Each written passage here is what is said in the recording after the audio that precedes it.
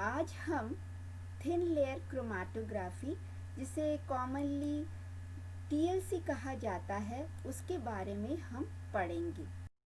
Thin layer chromatography can be defined as a method of separation or identification of a mixture of components into individual components by using finely divided adsorbent solid or liquid spread over a plate and liquid as a mobile phase. पतली परत chromatography के इस तकनीक के जो आविष्कारक थे उनका नाम था एगॉन स्टेल, और इन्होंने ये बताया था इस विधि में सिलिका जेल अथवा एल्यूमिना जैसे अधिशोषक पदार्थ की एक पतली सी परत ग्लास प्लेट पर लगाई जाती है, जिसे क्रोमेटोप्लेट कहा जाता है। Egon Stahl first coined the term thin layer chromatography and standardized this technique as a method. In short, it is called TLC. In this method, the adsorbent is taken as a thin layer on glass plate called chromatoplate.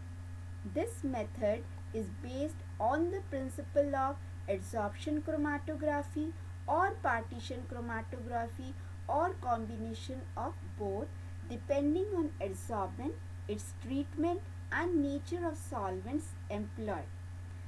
अधिशोषक एवं विलायक के प्रकृति के आधार पर ये TLC chromatography जो है, ये अवशोषण क्रोमेटोग्राफी अथवा विभाजन क्रोमेटोग्राफी या दोनों ही क्रोमेटोग्राफी के सिद्धांत पर आधारित है।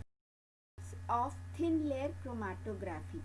थिन लेयर क्रोमेटोग्राफी में जो उपयोग में आने वाले उपकरण, सबसे पहले टीएलसी प्लेट, जिसे हम क्रोमेटोप्लेट भी कहते हैं।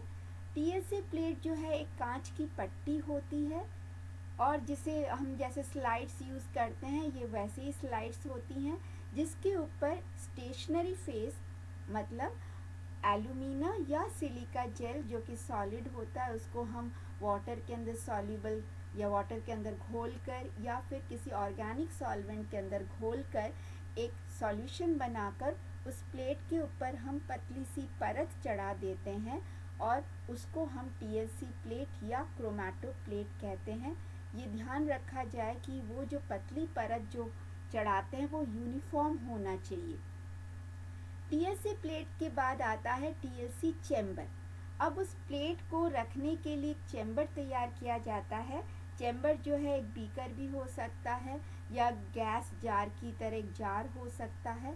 उस जार के अंदर हम जो मोबाइल फेस में सॉल्वेंट, जो सूटेबल सॉल्वेंट है, जो कि सैम्पल सॉल्यूशन के साथ रिएक्ट नहीं करता है, वो उसके अंदर हम डाल देते हैं सॉल्वेंट, और उस सॉल्वेंट के अंदर हम एक सॉल्वेंट के अंदर हम ये डालने के बाद वो जो जार है या वो जो बीकर है वो एक चैम्बर बन जाता है, जिसे हम टीएलसी चैम्बर कहते हैं।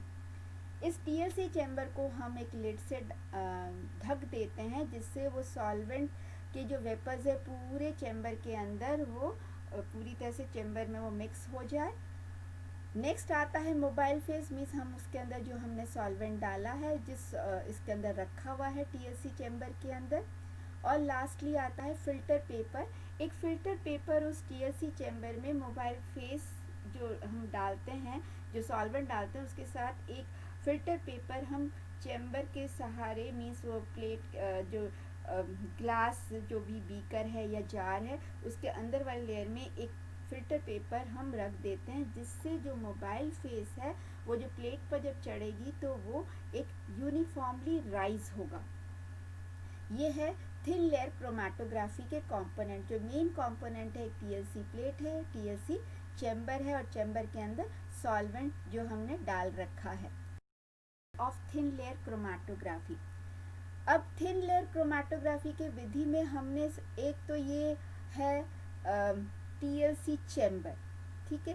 टीएलसी चैम्बर के अंदर हम जो भी प्लेट हमने क्रोमेटो प्लेट तैयार किया है, हम जिसके अंदर हमने एड्सॉर्बेंट की एक पतली परत लगा रखी है।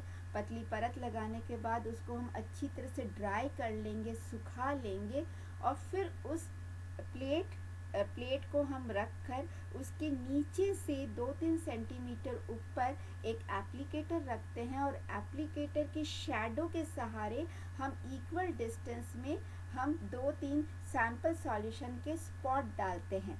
यहाँ पर जिस तरह से हमने पेपर क्रोमेटोग्राफी में पेंसिल से लाइन खींची थी, यहाँ पर हम पेंसिल से लाइन नहीं खींचते हैं, हम शैडो के सहारे हम स्पॉट डालते हैं, क्योंकि पेंसिल से यदि लाइन खींचेंगे तो जो एड्सॉर्बेंट की जो लेयर है वो ब्रेक हो जाएगी और मोबाइल फेस जो है वो राइज नहीं होगा।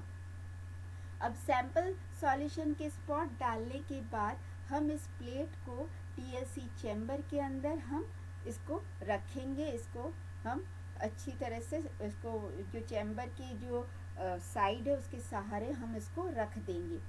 अब इस प्लेट को हम इस तरह से रखेंगे कि जो टीएलसी चैम्बर के अंदर मोबाइल फेस जो सॉल्वेंट रखा हुआ है उस सॉल्वेंट के अंदर ये प्लेट तो डिप हो जाए, परंतु जो हमने सैंपल सॉल्यूशन का स्पॉट डाला है वो स्पॉट जो है वो सॉल्यूशन के ऊपर रहना चाहिए। इसके बाद हम उसको हम एक लिड से हम ढक देते हैं टीएलसी चैम्बर को। अब धीरे धीरे ये जो मोबाइल फेस है, जो भी सॉल्वेंट है, ये राइज करेगा प्लेट के ऊपर।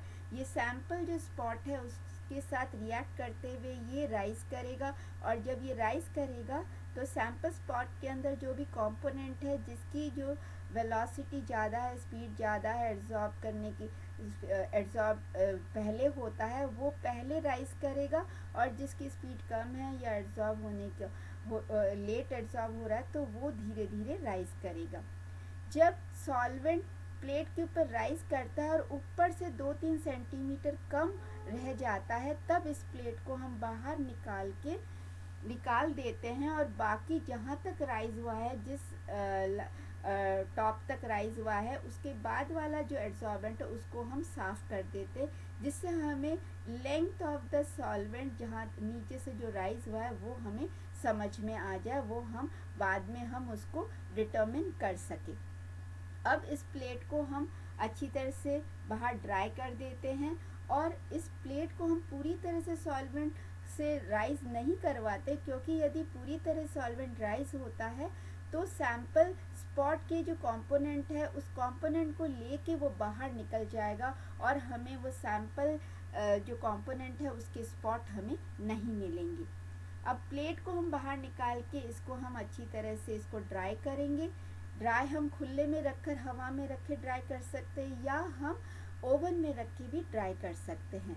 उसके बाद जो स्पॉट आए हैं, जो कंपोनेंट के स्पॉट है वो हमें दिखाई नहीं देगा, उसको हमें लोकेट करने के लिए हमें सूटेबल यूवी लाइट चैम्बर में या कोई भी फिजिकल या केमिकल मेथड यूज़ करते हैं या फिर इसको आयोडीन चैम्बर में रखेंगे तो हमें स्पॉट क्लियरली दिखाई देगा और फिर उन स्पॉट को आइडेंटिफाई हम RF वैल्यू निकाल के करते हैं और ये RF वैल्यू जो है हम इसको नेक्स्ट अलग से पढ़ेंगे। Application of thin layer chromatography in monitoring the progress of reaction की प्रगति को मॉनिटर करता है।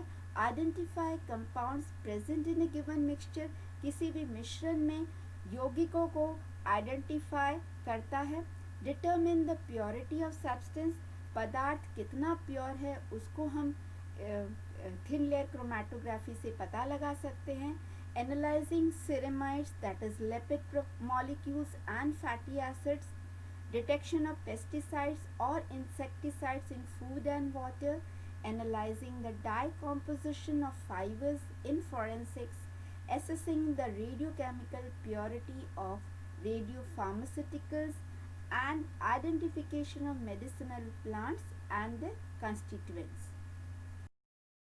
भी है और ये एडवांटेज, सबसे पहला एडवांटेज है कि बहुत सिंपल प्रोसेस है और बहुत ही कम टाइम पे ये डेवलप हो जाता है। It helps with the visualisation of separated compound spots easily, जो कंपाउंड के अंदर जो कंपोनेंट है उनके स्पॉट बहुत इजीली वो सेपरेट आउट हो जाते हैं और उसको हम इजीली देख सकते हैं। It helps in isolating of most of the compounds. The separation process is faster and the selectivity for compounds is higher. Even small differences in chemistry is enough for clear separation. The purity standards of the given sample can be assessed easily and it is a cheaper chromatographic technique. कुछ कमियां भी है इस chromatography में. The limitations of thin layer chromatography, it cannot tell the difference between enantiomers and some isomers. In order to identify specific compounds, the RF values for the compounds of interest must be known beforehand. किसी specific compound को identify करने के लिए हमें कुछ compound के RF value पहले से ही पता होना चाहिए, जिसके आधार पर हम उस स्पेसिफिक कंपाउंड को, उस विशेष यौगिक को हम आइडेंटिफाई करते हैं, क्योंकि उन RF जिस कंपाउंड के RF वैल्यू हम जानते हैं, उन RF वैल्यू के कंपेयर करके हम उन स्पेसिफिक कंपाउंड को आइडेंटिफाई करते हैं. TLC plates do not have long stationary faces, therefore the length of separation is limited compared to other chromatographic techniques. TLC plate में हम एड्सॉर्बेंट की परत चढ़ाते हैं और ये परत जो है ये कुछ समय पर सूख कर ये गिर जाते हैं, इसलिए ये लंबे समय तक हम इसका यूज़ नहीं कर सकते हैं. The length of the separation is limited. और विथ अ बिग स्माइल इस पूरे प्रेजेंटेशन को अच्छी तरह से सुनना और समझना. Thank you.